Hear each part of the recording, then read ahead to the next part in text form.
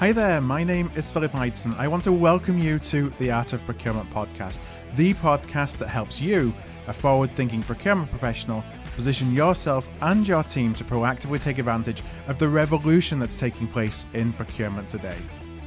By interviewing industry trailblazers and sharing insights from our own experiences, my team and I pull back the curtain and shine a light on the strategies, tactics, and tools that procurement teams are using to elevate their impact. And today on the show, I'm delighted to be joined by Frank McKay, the Chief Supply Chain and Procurement Officer at Jabil. Now, Jabil is a global manufacturing company with more than 140,000 employees across 100 locations in 25 plus countries, and they had almost $35 billion in revenue in 2023. Now, I say that because you may not have actually heard of Jabil before, but if you haven't, you likely use many products that have Jabil products or services inside of them. So from your car to your washing machine, your phone to the cloud services that you use. Jabil was also named one of the world's most admired companies in 2024 by Fortune magazine. Now, this was a wide-ranging conversation with one of the global leaders in procurement and supply chain today. We covered topics such as the evolving role of procurement and supply post-COVID, secrets for building and maintaining relevance at boardroom level. We discuss overcoming procurement data challenges and connecting procurement impact with revenue, amongst a number of different topics. Now, finally, Frank and his team at Jabil are building an external procurement services capability out of their internal team. So this was a really interesting kind of path that they're pursuing. They actually recently acquired an Art of Procurement partner, Procurability, as part of that strategy. And so we dig into Jabil's reasoning for doing that in the conversation. All right, so with all that being said, let's go into the conversation where I ask Frank if he found procurement or if procurement found him. Procurement found me, I would say. My first kind of job entering the workforce was actually in planning.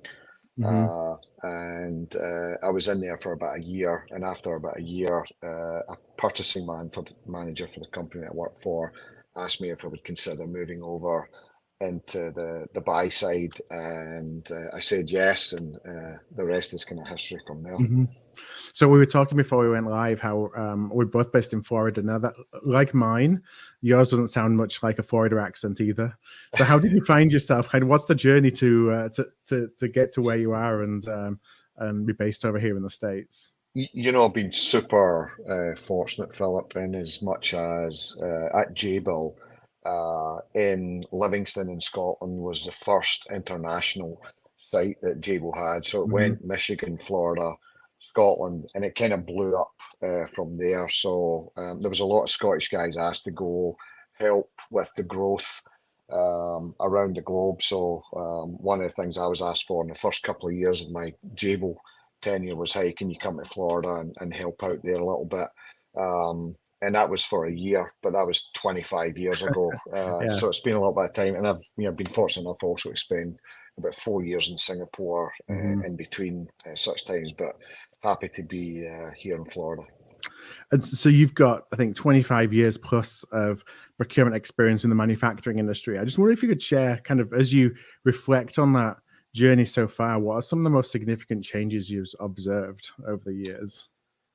Yeah, I think obviously technology would be the kind of number one change that as these new innovative technologies have came to market and specifically focused on helping procurement and supply chain organizations be more effective.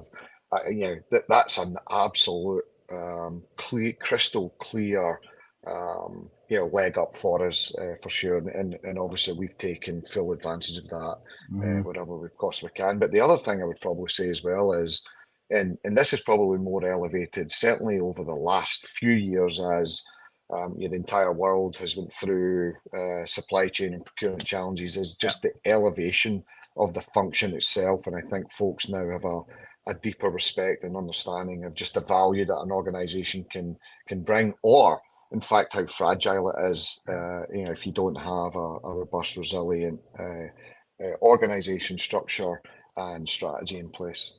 And are you seeing, because it's interesting you say that, because I think one of the hopes out of the the difficulties from a supply chain perspective we've had over the last few years was that it elevates the profession.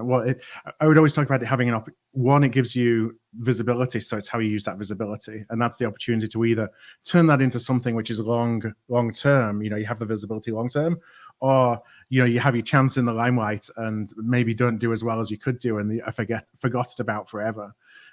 So you're seeing that the reality on the ground is that it is giving procurement supply chain much greater visibility within the organizations that you work with.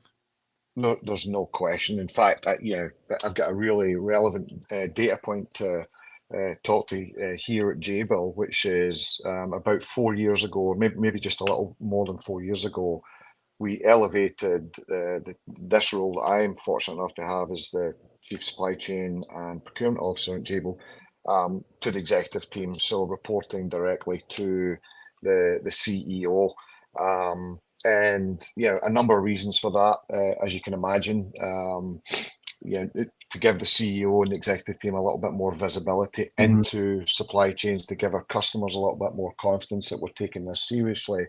And in the world of EMS, where about 75% of the cost of goods sold is material acquisition, any mistake that is made in supply chain and procurement has an impact on our business. So, having a seat at the table, I think, is helped elevate the function, helped bring credibility to it.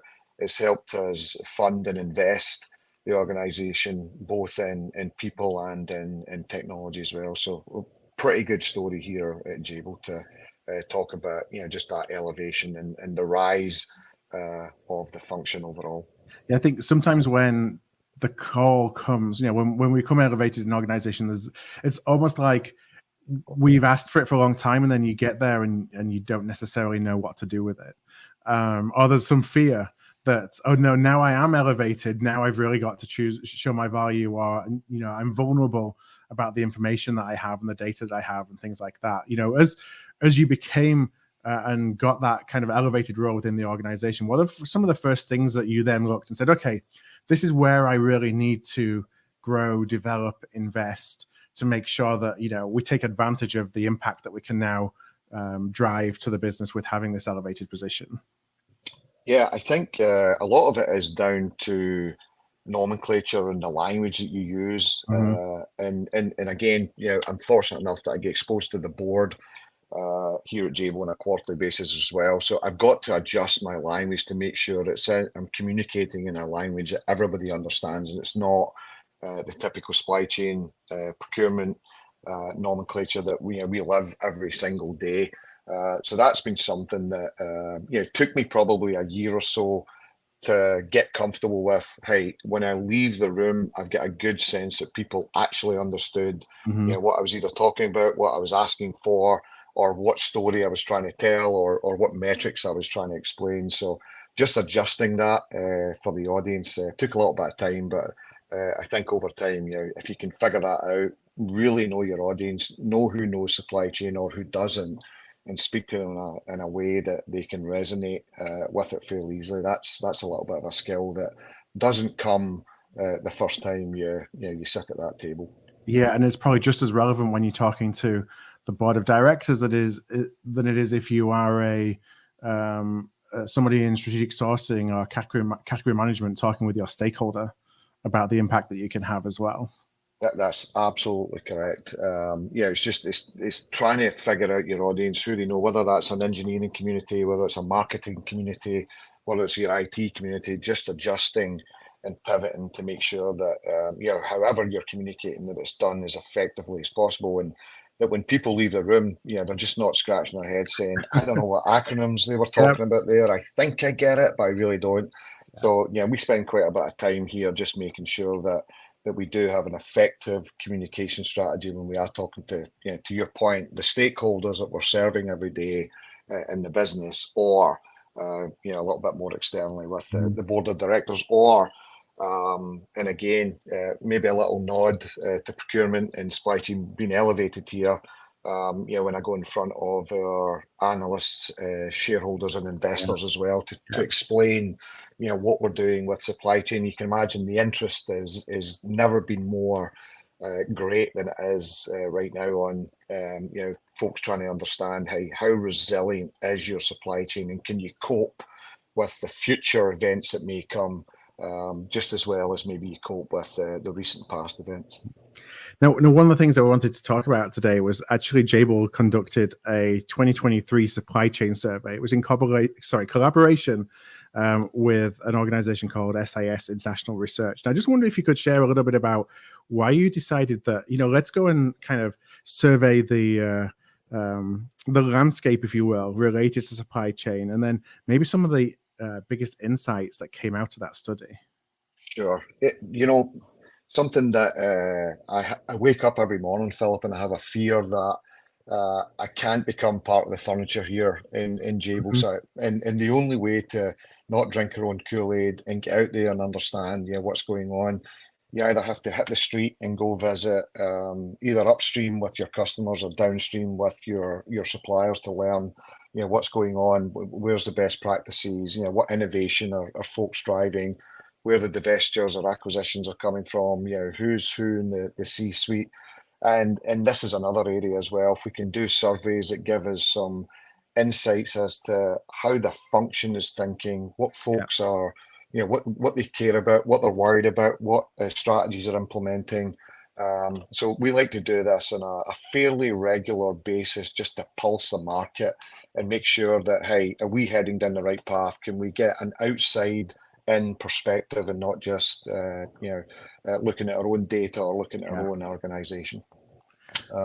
When I look at some of the insights, nothing that overly surprised me, which I think is goodness. Obviously, the things that pop up, like cost reduction, like customer satisfaction, like visibility into the supply chain, all bubble up to the top, which is the kind of key themes that certainly over the last few years is a heightened elevation and sense of concern for just how fragile supply chains are. But there was a couple other things that kind of stuck out for me that surprised me just a little. One that I absolutely love, which was about 21% of folks that responded are believe that procurement and supply chain play a role in driving and creating net new revenue and margin streams. Yeah. And I thought, okay, that's great, because that's folks who are actually thinking beyond the function, thinking, hey, how can I add further value beyond the traditional metrics that procurement supply chain would be held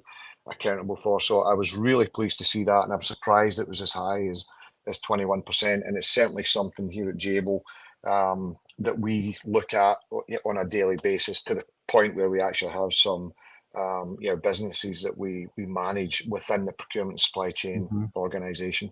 And then a couple other ones, 42% of folks responded around using data analytics for decision making. I actually expected that to be a little higher, quite frankly. So I'm a little shocked it's that low, because I'd like to think most organizations are looking at their data, analyzing it, ensuring that it is as rich as they can possibly get it, and then making some informed decisions for that. So maybe that caught me off guard a little bit. And then another one that maybe surprised me a little bit on the low side was 30% of folks that responded see supplier relationship improvement as a part of their role. And here at Jabil, we double down on our suppliers. I mean, we're only as good as our great suppliers. And I'm surprised it's that low, because I think you've just got to make investments in your supplier network if you want to be successful. And the old days of I have to win and you have to lose, those days are gone. I mean, we're so transparent, we're using technology, relationships are key. The world has been turned upside down in the last few years, and we need each other, and you've got to find that common ground. And I was a little surprised it was as low as that. Yeah, it's my background, at least at the beginning of my procurement career, was in automotive, and very much that win-lose mentality. And actually, one of the reasons why I ended up starting the podcast 9 years ago was to try and help folks kind of get out of that, and to really think about the role of procurement and the impact that procurement have if you are a lot more transparent and collaborative. But I think that from my observations as well, I'm saddened by that, but I'm not surprised either, because so often when you look at many of the procurement teams, it's still very linear, if you will, from a sourcing perspective. So it's, what do you want? Okay, let me go and run the sourcing process. There you go. Let me know when you need to source something else. And you're kind of pushing, or not necessarily pushing responsibility, but you're not necessarily set up to think about suppliers in a more strategic way. And yet, if we've learned anything from the last few years, it's when you need a supplier relationship is when it's too late to start trying to build one. And that's what, I feel that our profession really needs to take on board in terms of investing in supplier relationship management. Yeah, and so I think we've got a pretty good example here I could share with you as well. And I should tell you my tagline, I'll say this internally here at Jabil, and I'll say it publicly as well, is we treat our suppliers like our customers. Mm-hmm. And that's the kind of mantra that I'm driving through the organization.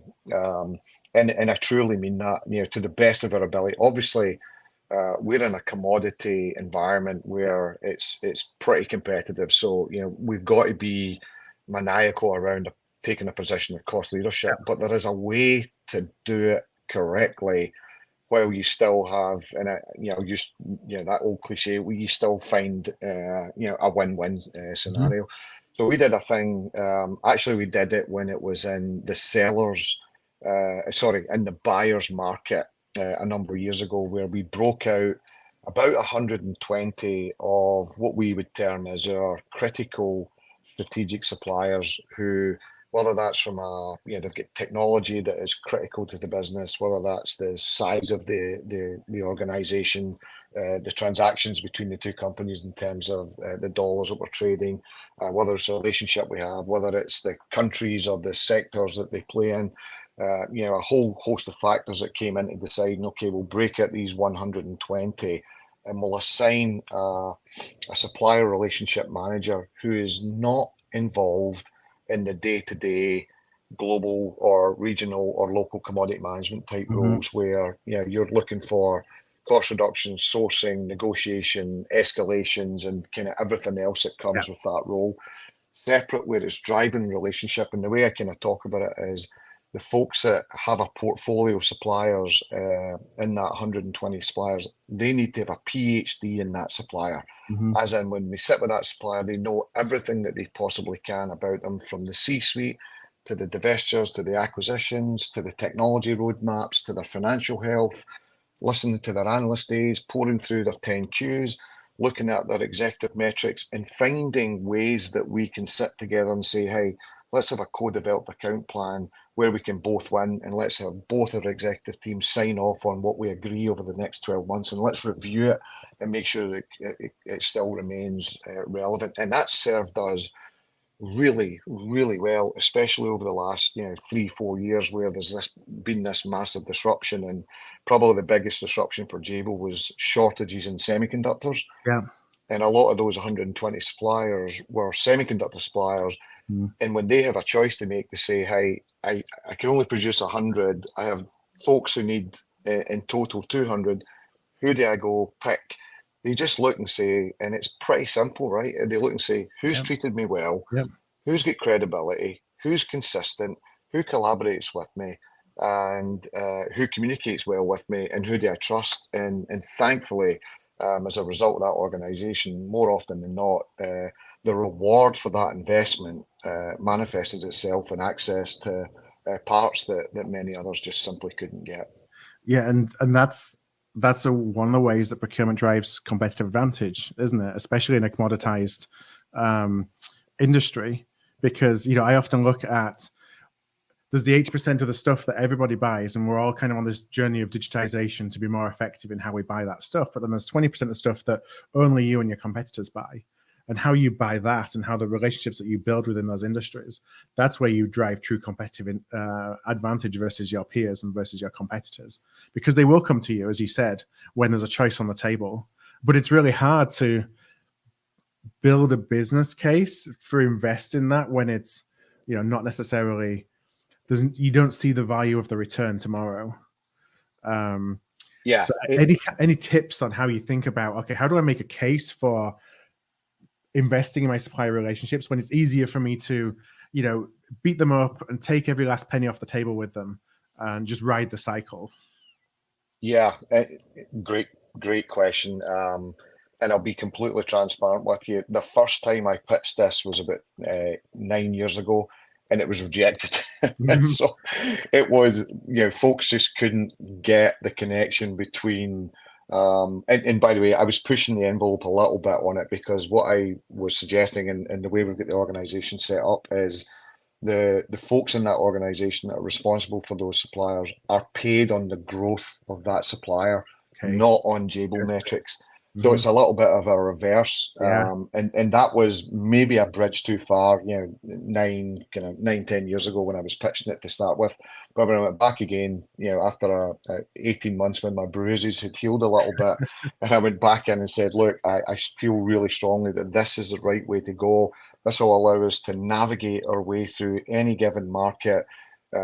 It's a differentiator in the eyes of our suppliers, and it'll pay for itself, and there'll be a return. And and if you can articulate what that return could be, then it gets it over the hump. And I spent quite a bit of time just figuring out what would resonate with the exec team to get them to understand that this investment will actually pay for itself over time. But it is a long-term play. It isn't, hey, let's put it in place for a year, and then when the market turns, let's break it down and put those folks back into sourcing and negotiation. And that organization went from even suppliers, quite frankly, having a bit of a screwy eye, saying, are you sure? Do I really believe you? Are you really invested in us? Are you really telling me that you're going to have somebody who will champion me inside your company and be paid on my success?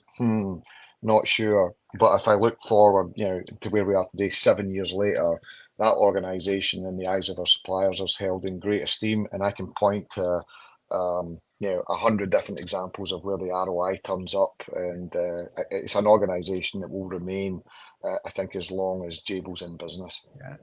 And I think it's natural for suppliers to be skeptical, isn't it? Because they've heard it all before, and they've heard, we're going to be nice. We're going to put in place a supplier relationship management program, which means we're going to do all these things with you, which, has really just meant it's another way for us to reduce costs, but do so while we're all smiling.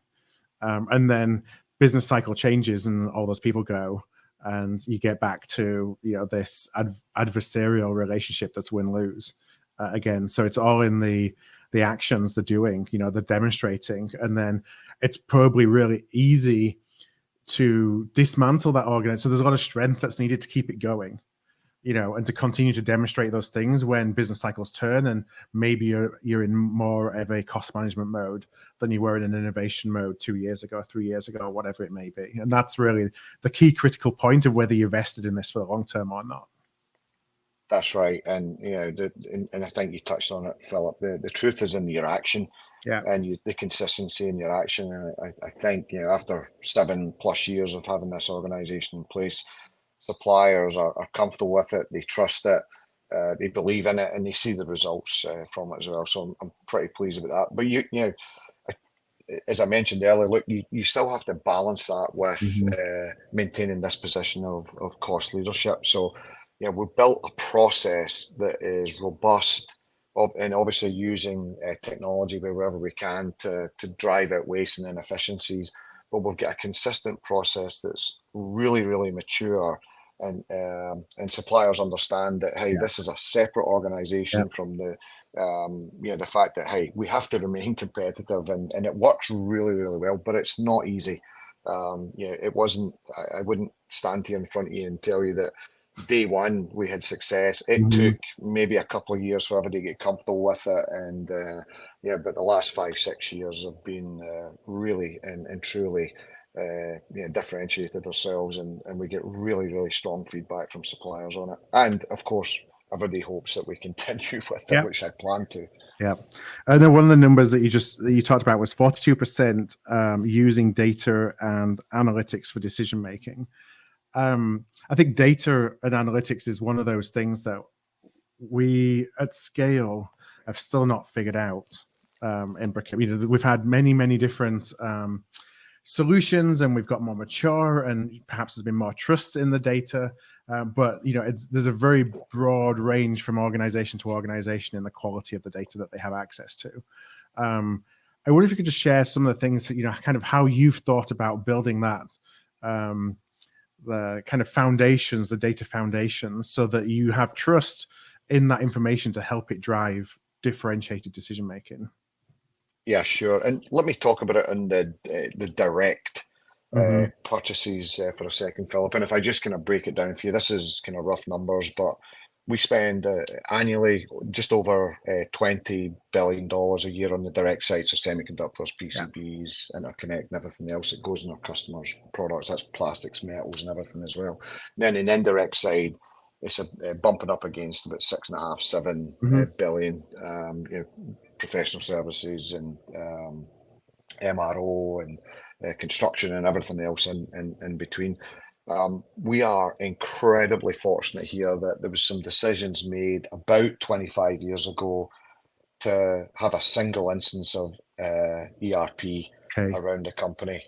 So we're an SAP house, and we have just been incredibly focused as each plant grows, whether that's organic or inorganic through acquisitions, that within a year, we have these facilities stood up on the latest instance of SAP.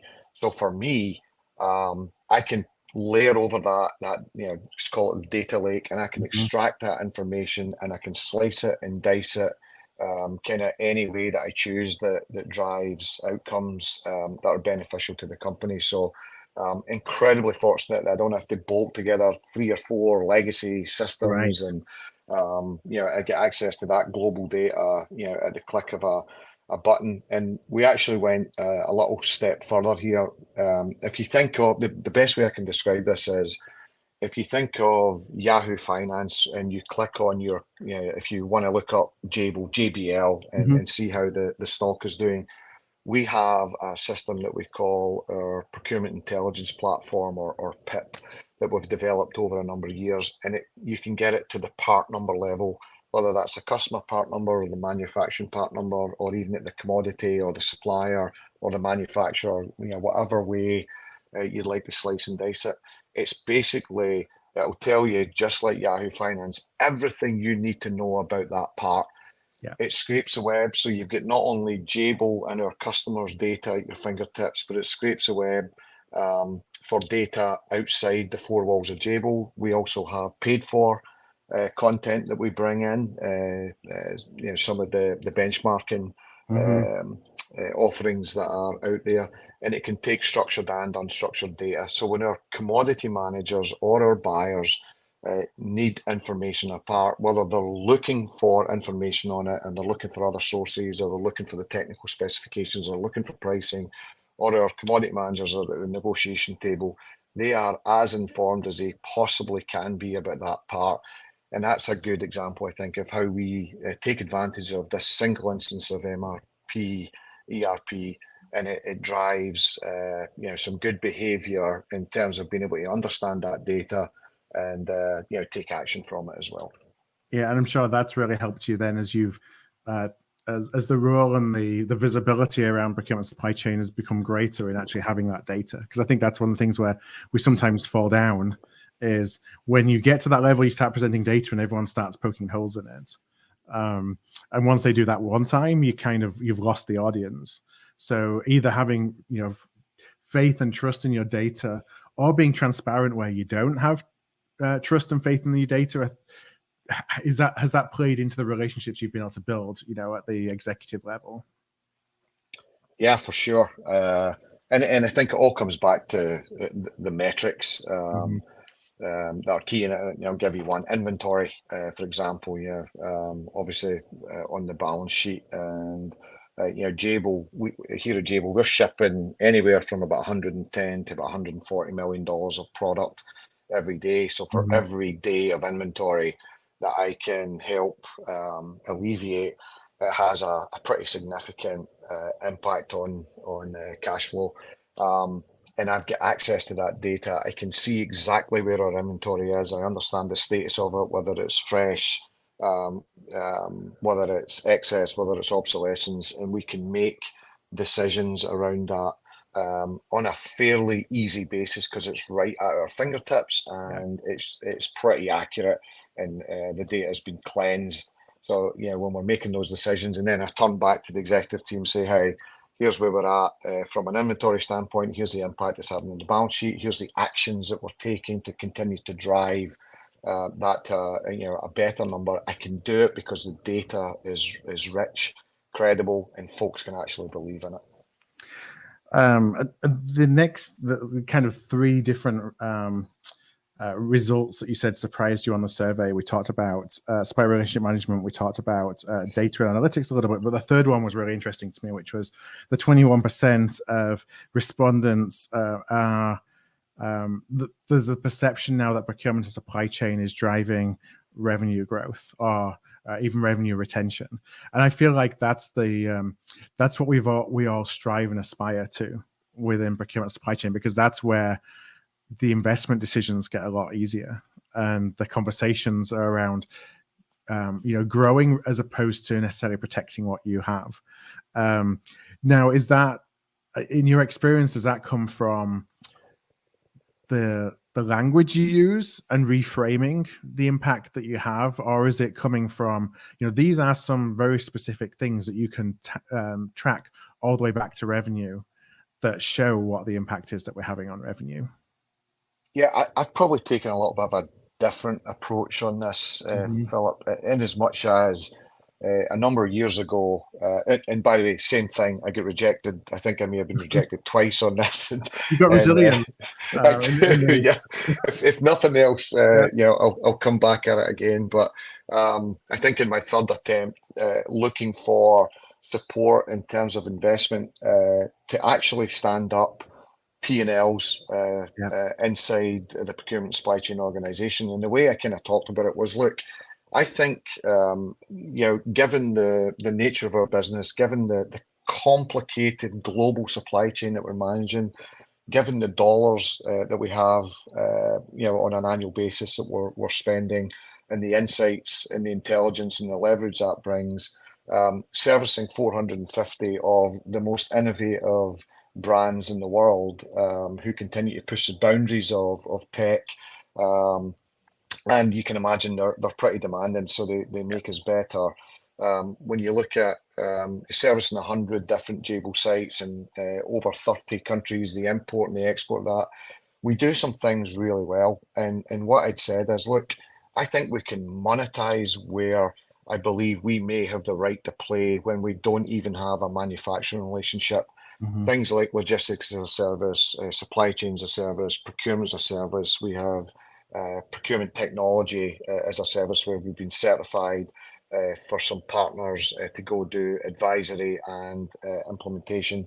We've got a market intelligence business that we take all our insights and we package it on an online subscription that does pretty well.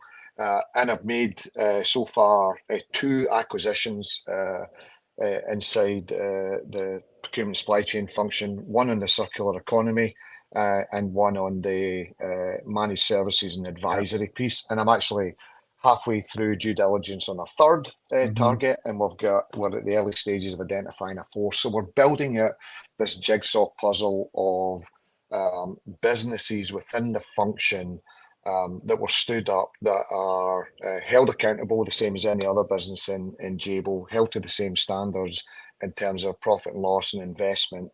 And it's proved to be pretty good. So I'm kind of looking at it saying, I'm taking everything I have in front of me, the data, the insights, the leverage, the intelligence, and I'm trying to turn it into revenue and margin streams that did not exist previously. And I think that's maybe just ties right back to how we started the conversation, Philip, around trying to gain that credibility and elevating the function to be seen as an equal partner from the business standpoint as well. And one of those acquisitions, Procurability, is somebody that we know well, and I'm sure our procurement listeners know well as well. We partner with them pretty closely, which I think was October time of last year, maybe, that you brought them in, or maybe I'm making November my dates up. Yeah, was it November 1st? Yeah, you were almost spot on. All right, good. I'm glad that my memory is not getting too rusty. When you think about prospective clients, the persona of the clients that you're then selling to, those services, How do you manage the balance of, who our competitors are versus, who we think can take advantage of all the capabilities, relationships, and everything that we built over the last 25 years into a product? Yeah, well, that's the great news about that question is, prior to the other acquisition we made is a company called Retronics, to add to the procurability acquisition.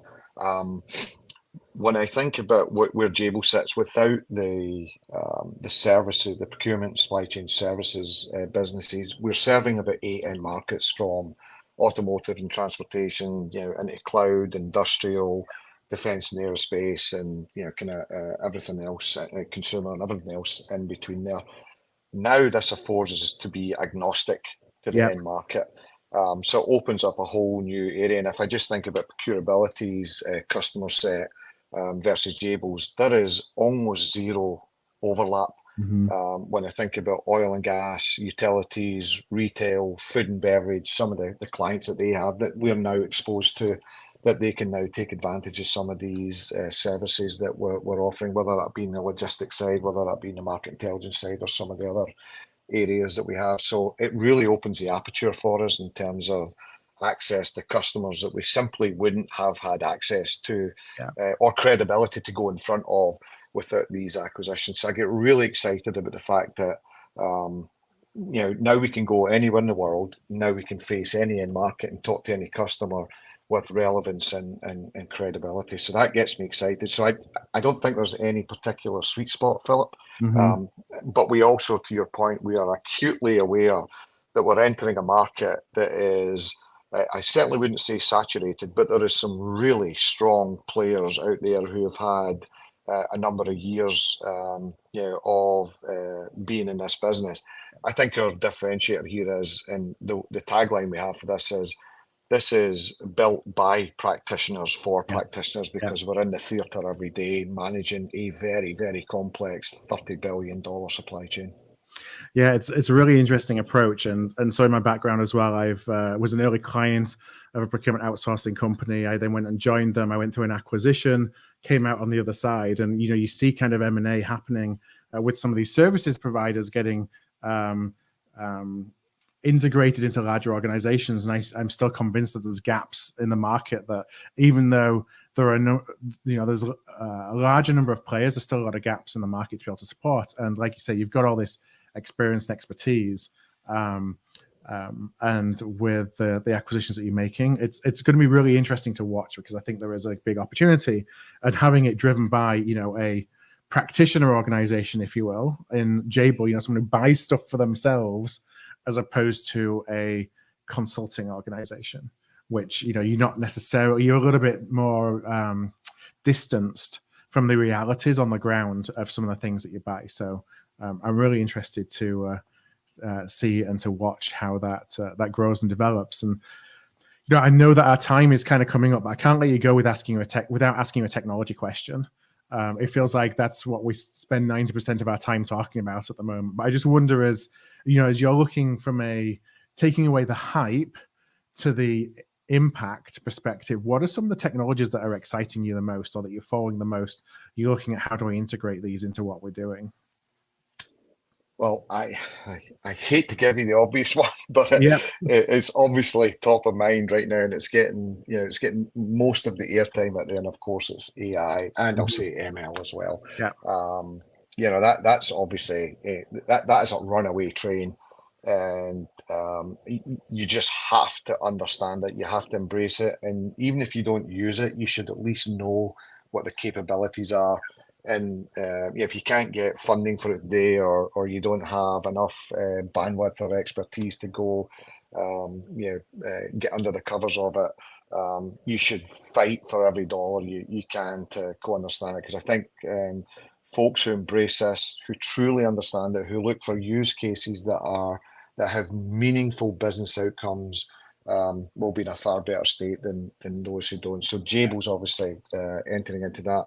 On our manufacturing side, you can imagine our folks are running 1,000 miles an hour to embrace the technology and make sure that our factories can run as efficiently as they can. And then I'd say secondarily, the procurement supply chain organisation, we're obviously taking advantage of what's available, and we're looking at building out and this is our 2.0 version. We call it V Command, and it's really an end-to-end supply chain visibility for our customers, and that's got some risk apps and resiliency and sustainability and all sorts of things in there that will continue to ensure that our customers feel that we've got a safe pair of hands there. Yeah. The other side, I would probably say, and I'll be the first to admit to the audience that this isn't new, but I still think it has got so much potential, which is RPA, robotic process automation. We went on this journey about 6-7 years ago to automate some processes, and we're still on that journey. And I continue to invest in the bots, albeit we call it digital assistants, just to take the fear out of it a little, because the intent was never around reducing our procurement community. This was about enriching the procurement community's lives and allowing them to be, whether that's buyers or whether that's supervisors or commodity managers, whatever their title is, to let them actually go understand the category, the commodity, build relationships, build up their knowledge, not be data entry clerks. So we're trying to take as much of the mundane click tasks out of folks and allow them to go actually do what they spent time studying at school to go do. So I'm so high on that technology, and I think that is going to continue to drive the ROI at a significant level for us. Yeah, I mean, I think there's still more opportunity there than the generative AI is very interesting. And, when you start thinking about use cases, it can blow your mind about what could be possible. But for every day right now here in 2024, it's the RPA, the machine learning that you talked about, which interestingly has now all been scooped up into this under this AI umbrella. But really, when you ask people, I was at an event a couple of weeks ago asking, how are you starting to use autonomous sourcing, for example? And the answers were mostly, they're framed as being AI, but it's really RPA. And so it's all been scooped up under this AI lens now. But really, there's the generative AI, but then there's machine learning RPA as opposed to AI. I'm using air quotes. And that's, I think we're still relatively immature as a function in how we take advantage of the process opportunities without starting to think a generation ahead, generative AI. Couldn't agree with you more. Well, Frank, I want to thank you so much for your time today. What I'll do is I'm going to include a link to your LinkedIn profile, a link to Jabil in our show notes for today's episode. So that's going to be at artofprocurement.com/podcast. That's artofprocurement.com/podcast. But I really appreciate the time you spent with us and sharing some of your experiences, insights from the survey. It's been a great conversation. So thank you so much. If this episode struck a chord with you, please do send it to somebody. We grow here at Art of Procurement through word of mouth, and that would be really appreciated. You can also support us by giving us a thumbs up, a star rating, or a review wherever you listen to your podcasts. Since 2015, we've built the world's largest free resource for procurement professionals looking to elevate their impact. Our resources span podcasts like this, videos, blog posts, papers, and events. To join us on the inside and to ensure you never miss an episode, a webinar, event, or a post, please do subscribe to our weekly newsletter, This Week in Procurement. You can do that at artofprocurement.com/subscribe. That's artofprocurement.com/subscribe. Thank you for joining us today, and I look forward to seeing you again soon.